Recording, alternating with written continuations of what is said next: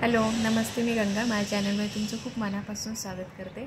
आज मी तुमच्यासोबत एक रेसिपी शेअर करणार आहे. आणि आज आपण बनवणार आहोत नवलकोलची भाजी. आणि ही भाजी खायला खूप टेस्टी लागते आणि पौष्टिक पण असते. ही भाजी आपण कच्ची पण खाऊ शकतो, म्हणजे गड्डे त्याचे कच्चे खायला पण खूप टेस्टी लागतात, पण ते कोवळे पाहिजेत.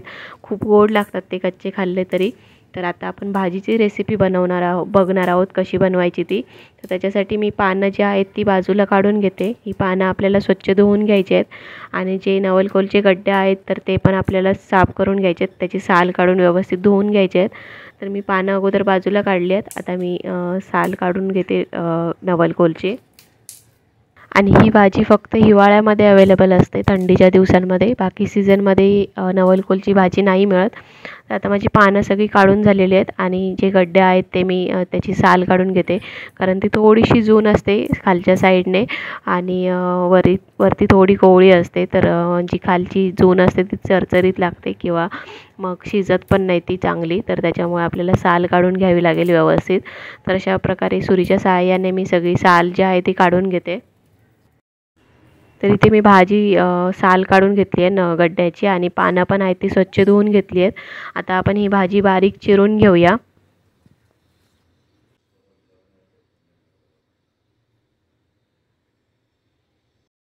अशा प्रकारे मी भाजी बारीक चिरून घेतलेली आहे, अगदी बारीक चिरलेली आहे छान अशी. आता आपण फोडणीला घालून घेऊया. इथे एका कढईमध्ये मी 1 चमचा तेल घातलं आहे आणि त्याच्यामध्ये एक मीडियम साईजचा कांदा बारीक चिरून घातलेला आहे.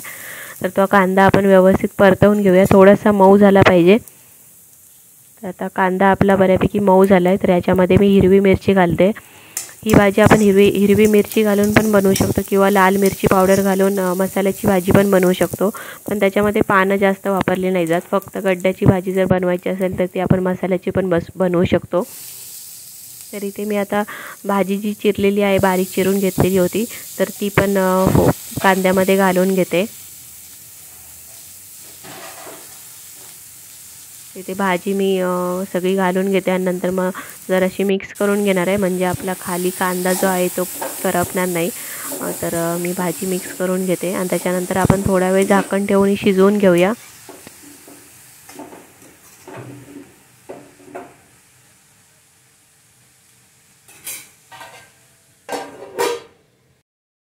थोड्या वेळानंतर मी चेक करते भाजी शिजली आहे का ती.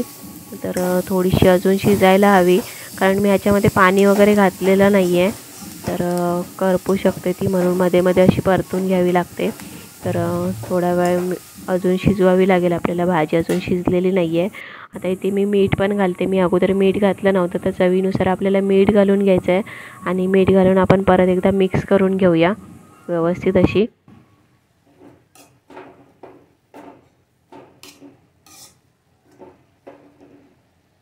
आणि आता आपण परत थोड्या वेळासाठी झाकण ठेवून परत थोडा वेळ शिजवून घेऊया.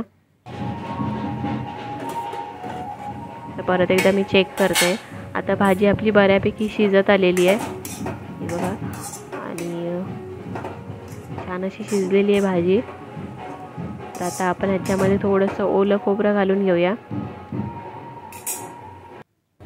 हे किसलेलं ओलं खोबरं आहे ते मी घालून घेते आणि मिक्स करून घेते. मग आपली भाजी छान अशी तयार झालेली आहे. आता आपण गॅस बंद करून घेऊया आणि आपली नवलकोलची भाजी तयार झालेली आहे.